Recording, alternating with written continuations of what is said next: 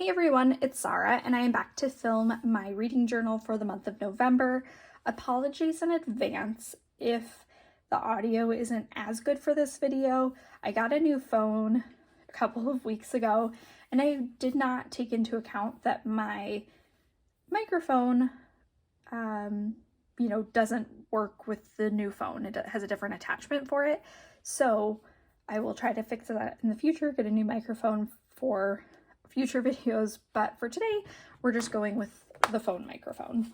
So, diving in, I read 10 books this month, mostly audiobooks, and you can see that I didn't spend too many days on any particular book. Maybe like a week was the max that I had, for most books.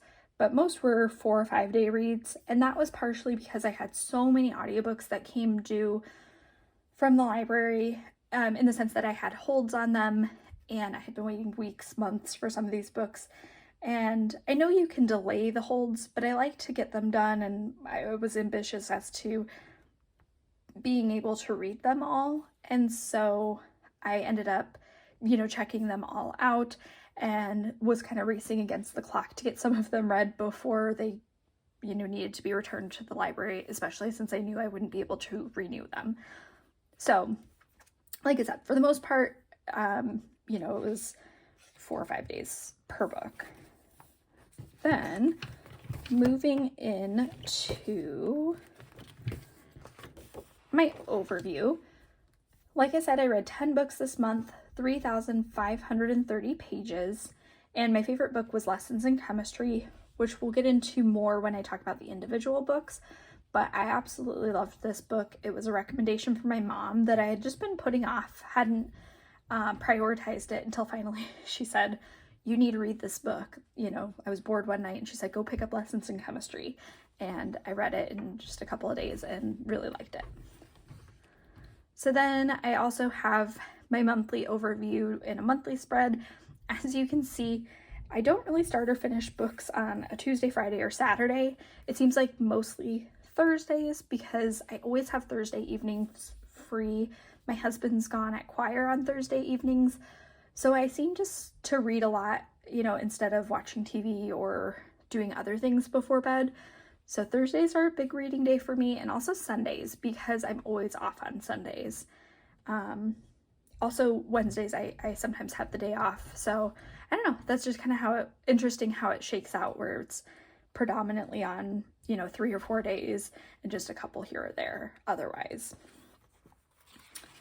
And then looking at my habits, like I said, I mostly read audiobooks almost exclusively this month. I think I read 2, maybe 3 books that were not on an audiobook. So reading, I did read most days, and then most of those were audiobook days. I had my list. This is more or less becoming my to be read list. I'll start off with a couple of books that I know I want to read. I'll add to it when I have other books coming due from the library, or coming available from the library, or new books I've added to my collection that I want to read, etc. And I just kind of keep this running list. There's only one book that I had originally wanted to read this month that I didn't, and I'll have to read that in December so I can finish off a reading challenge that it's associated with. I have a note to myself to check out less audiobooks because I just don't find that I'm reading as many audiobooks. I was commuting for like the last year and a half. I commuted a lot, up to, an hour or two, well, usually 2 or more hours a day. And so now that I'm, 7 minutes away from work, 10 minutes away from work, I just don't find myself needing to listen to audiobooks as much, or reaching for audiobooks as much when I'm just listening to them for short snippets. So I think in the future, I'm going to check out more physical books from the library or ebooks instead. I also did my November bingo from the Shelfie Chronicles. I did 2 bingos this month, which was pretty good. And that was everything for this part of the journal. And now getting into the rest of it, As you can see, I have my Goodreads tracker, and I'm just going right along. Mostly audiobooks this month, but still room for others as well. And then getting into what I read. First off, I read 0 Days by Ruth Ware. And Ruth Ware is one of my favorite thriller authors. I don't know, I just seem to enjoy her books. Whenever she has a new book, I'm always apt to put it on my want to read list. And this wasn't my favorite out of her books, but I did appreciate that it was a little bit different than some of her books. Some of her books kind of follow a similar formula, and like I read a couple, I think I read like 4 or 5 books of hers in pretty close succession last year, and some of them started to just kind of feel like the other books, if that makes sense. And so this one at least had like an interesting vibe to it. I don't know if that's the right word, but different plot points. So you have Jack and Gabe, and they are essentially hired by companies to find security flaws. So Jack actually breaks into these companies to look at security cameras, guards, that kind of a thing. And then her husband, Gabe, is the one that looks at the digital hacking, electronic flaws. And essentially companies hire them to find the flaws so they can fix them before, something nefarious happens. And Jack comes home from one of their big jobs, and she finds her husband murdered. And the police obviously suspect her. Usually, I think they do when it's a spouse that dies. And instead of, cooperating with the police, she decides to kind of run off on her own and try to solve her husband's murder so that, the police don't arrest her. And also because she figures if they're chasing after her, they're not finding the real killer if they're only focused on her, and she knows she didn't do it. So it's kind of an interesting, I almost want to say like a spy novel where, she's on the run, she's hiding from people, she's hurt, but she doesn't want medical help. And I can't say that Jack is my favorite. I had a hard time connecting with her just because she made a lot of decisions that I would never make. But she was interesting to kind of follow along with, even though a lot of the time I was like, what are you doing here? Are you being smart? Are you making the right choices? Probably not. But anyways, I gave it probably like 3.5, 4 stars, or 3.5 rounded up to 4 stars. And, like I said, I'll always read a Ruth Ware book. Especially this was a good one because it had Z for an A to Z challenge if you're looking for one. Then next up we have Harry Potter and the Sorcerer's Stone. I think everyone and their brother knows what Harry Potter is about, but if you don't, Harry finds out that he's a wizard and he gets accepted into Hogwarts School of Witchcraft and Wizardry, and it's all about his first year at school, learning magic for the first time, and then, making friends and, learning more about his past and his association with the most famous dark wizard, Voldemort. And always a fantastic book, 5-star read. I'm working on re-listening to them all with the audiobook version, and they're probably one of the best series of narrated audiobooks ever. And so, definitely something to check out if you haven't, especially if you haven't done the audiobook before. I think this is my second time going through the audiobooks, and I'm enjoying it. Then we have Killer Looks, which is a book that wasn't on my radar other than I was trying to complete a couple of prompts on some of my challenges, and there were 2 prompts that came up. One was an author that shares your name, and obviously I have a more unique name, and there's not many options for Zara. There's definitely not going to be someone with my first and last name, but I think this one only needed the first name to finish the prompt.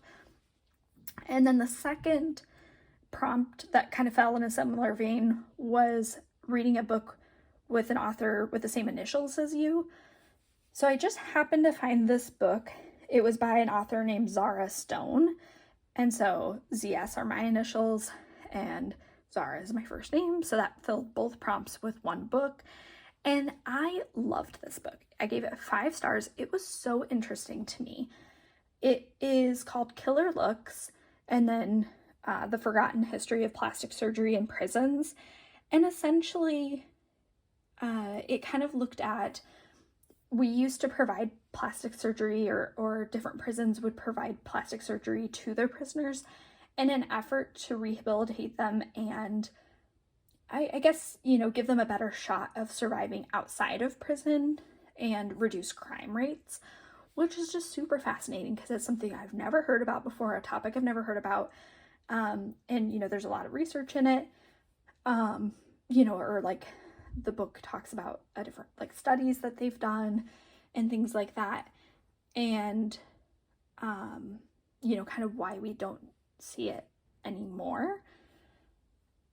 It also talked about the value of beauty in society. So they do a couple of different, side notes on, like some beauty pageant examples. They talk about, crime rates. If you're beautiful, you're more likely to get a reduced sentence for the same crime as someone that, is not as beautiful. It's just very interesting. So definitely, I listened to the audiobook on this and I thought the audiobook was good, but definitely something that, like I said, I wouldn't have read it other than it fit a challenge that I wanted to complete, and it wouldn't have come up on my radar if I wasn't looking. I just went to Goodreads and searched for Zara under author, and then, like I said, there weren't many that popped up, but that was one that fit the bill, and I really enjoyed it. Then we have Lessons in Chemistry, and like I said, this one was my favorite book for the month. I really enjoyed it. My mom recommended it to me, and my mom doesn't read a ton of books. She, probably reads like 10 or so books in a year, which I think is actually probably more standard for most people. But she told me about this book, and even when she was reading it over the summer, she had talked about how she just couldn't put it down. She couldn't wait to read it, which is really big because, like I said, she doesn't read a ton, and she was really excited about this one. So you have Elizabeth Zott, and she is a chemist who's working at this facility, and it's in the 1950s, I want to say. So you have a lot of, time frame where, women weren't valued as much as men, but she's super smart, and she finds another scientist that they fall in love named Calvin, and, he, loves her because she's so smart, and it's just a really sweet little love story. But I don't want to give away too much of it, but she's a scientist. Eventually she has a cooking show, and it's just really sweet. I didn't know much going into the book, and I really appreciated that because I didn't really know where it was going to go or what it was going to be about.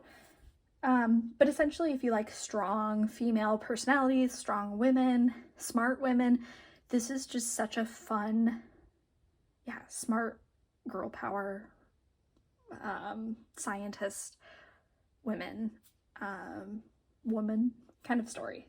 So really, really loved Lessons in Chemistry. Now I'm trying to get my husband to read it next. And then I have I guess I would say it's the prequel for The Hunger Games. It came out after The Hunger Games, and it's called The Ballad of Songbirds and Snakes. I wanted to read this one or reread this one in, before the movie came out.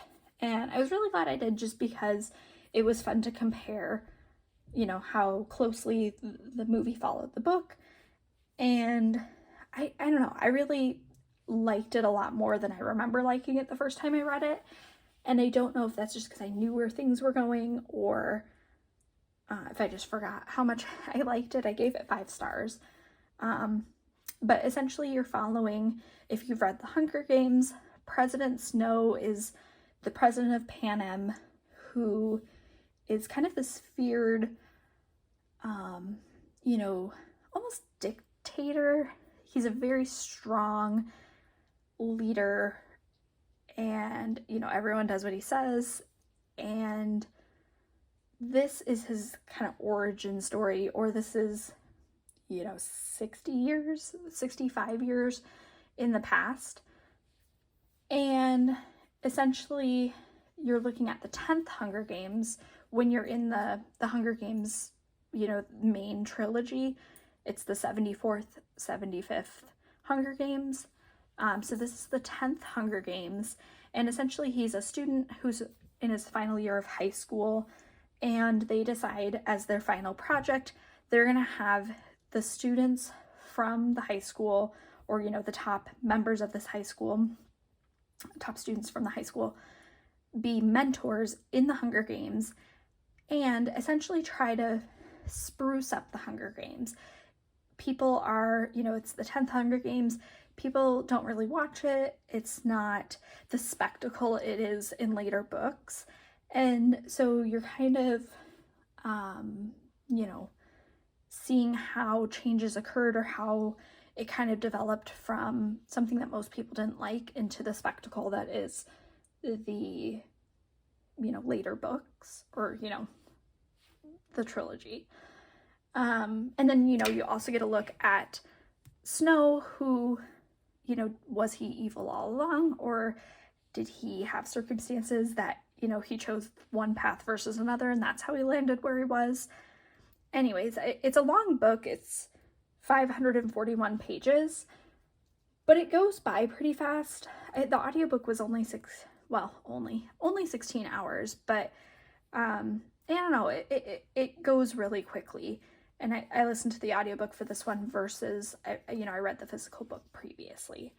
So definitely recommend it, especially if you want to see the movie, or if you saw the movie and you really liked it and want to read the book.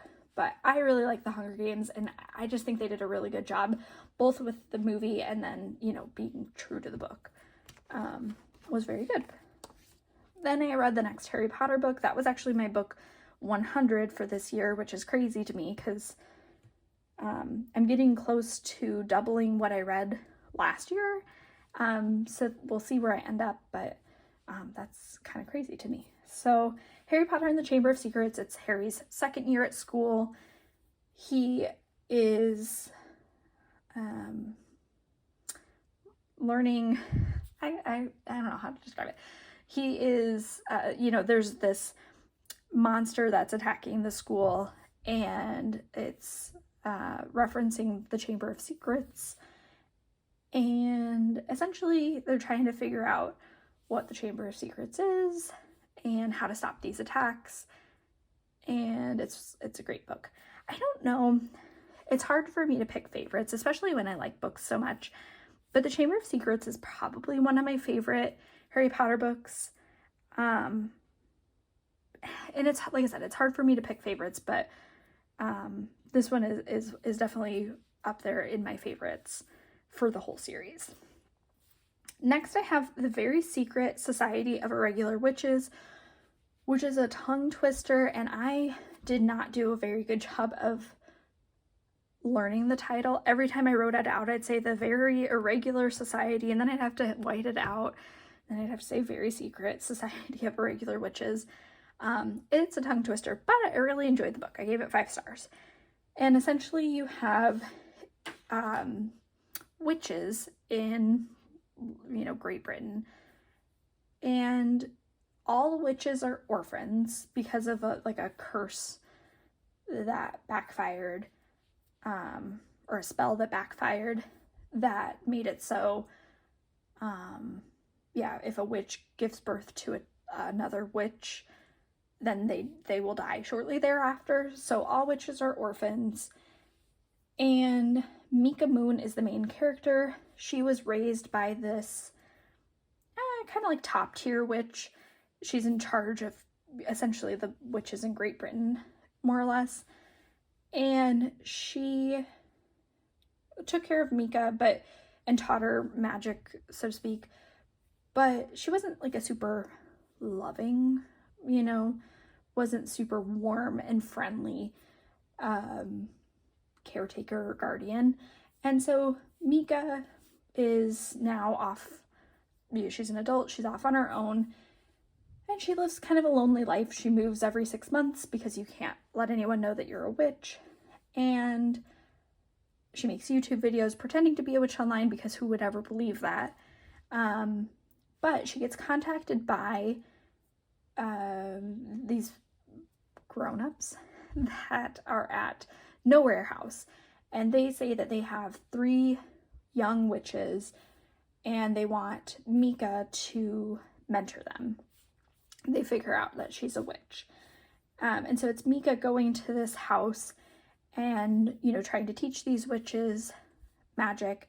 And it's very unusual for 3 witches, or, 4 plus me when you add Mika in, to be together in one place. So anyways, I won't go too much further into it, but it's just like a really sweet found family kind of trope or theme. It was fun. It was lighthearted. There were funny moments. There were sad moments. So it had a nice kind of mix of feelings in the book, or themes in the book. So yeah, I thought that one was a fun one. It was probably like a 4.5 rounded up to a 5. There were parts in the book that I thought were a little bit slower, but I really liked the overall story and I loved the characters, so that's why I gave it 5. Then we have My Roommate is a Vampire. This one I didn't love as much. It sounded really fun from the description. So essentially you have Cassie. She's an out of work artist who's down on her luck, doesn't have a lot of money, needs to find a new place to live, and she finds a Craigslist listing for an apartment in a really nice area of Chicago for only $200 a month.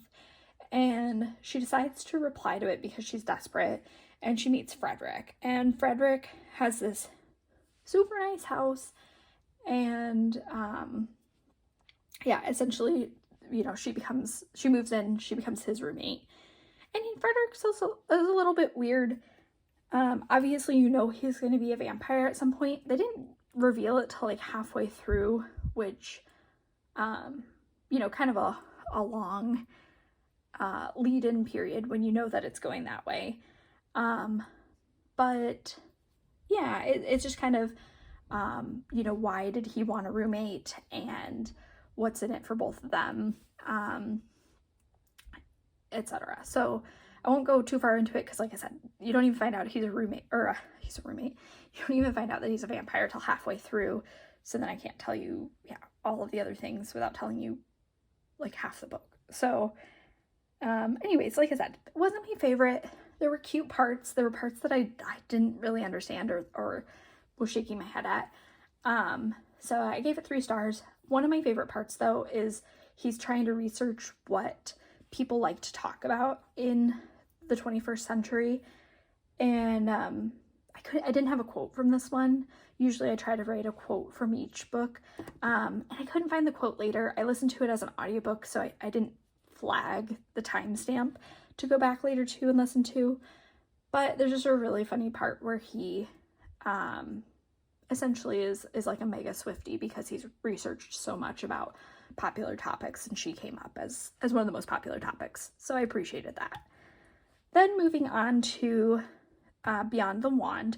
This one is the memoir or autobiography that Tom Felton wrote.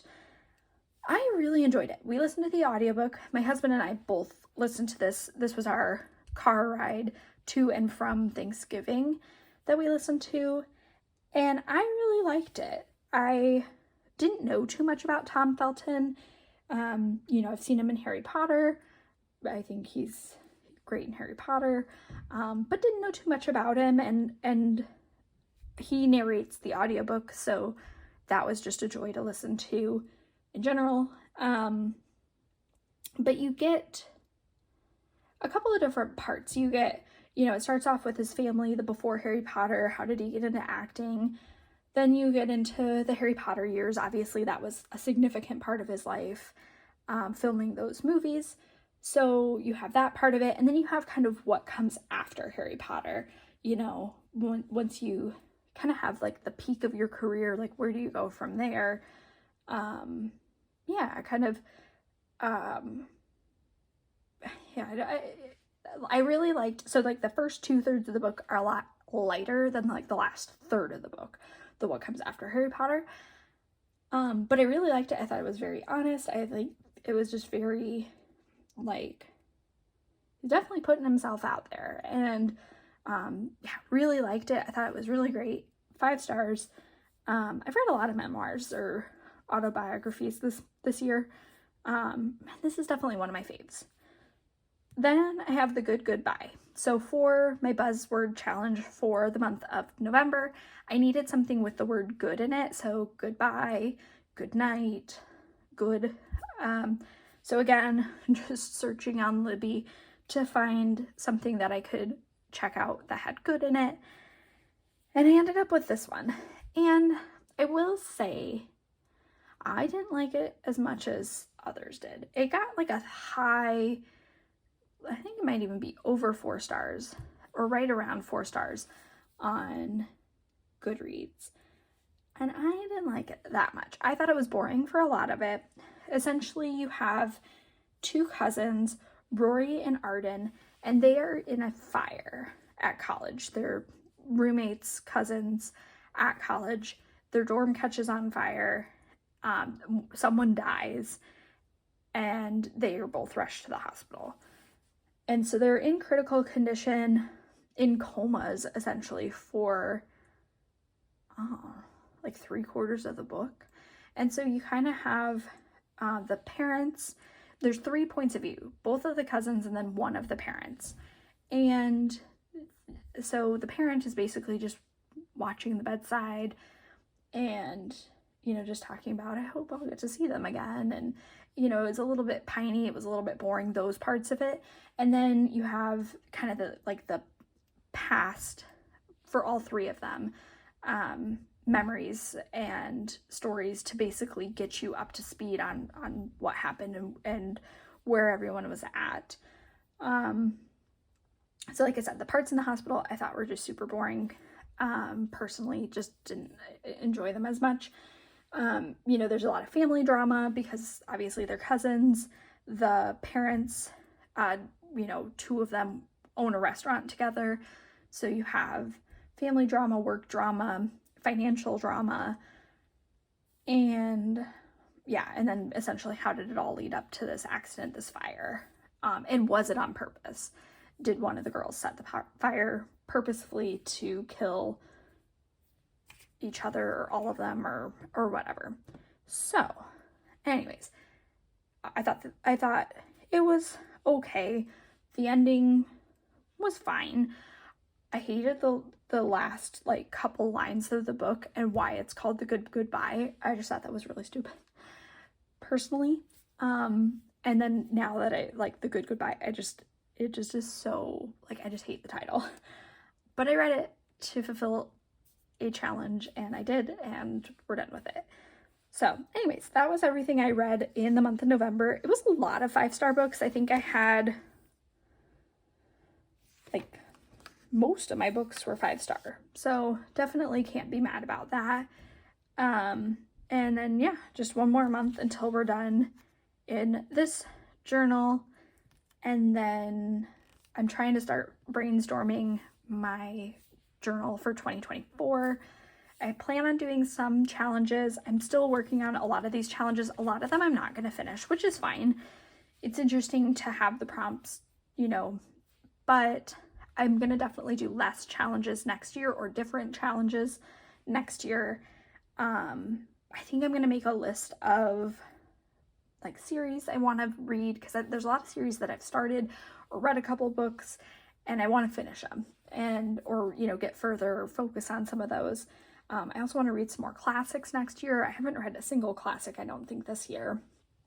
And so definitely starting to figure out what I want to do next year for 2024. Yeah, definitely we'll see what happens, but I will be back next month to I'll probably film 2 videos, or maybe one all combined, but I'll do my December wrap up, and then I'll probably show you what my 2024 journal is going to look like once I get it all set up and figured out. So I hope you enjoyed watching, and I will just catch you in my next video. Bye now.